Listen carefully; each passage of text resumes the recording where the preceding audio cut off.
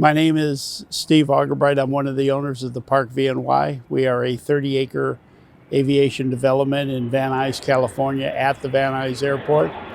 And right now we're looking at our building Mike, which has 538 panels on it.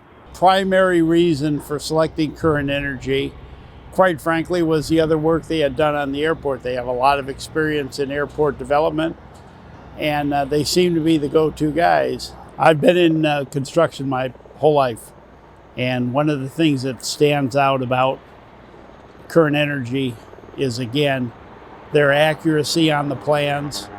Their contracts are clear, right to the point, and in a case where you're dealing with the return on a project, the numbers, the tax credits, they've been very good about all that stuff, very transparent. It makes it easy to make a decision to go with those guys.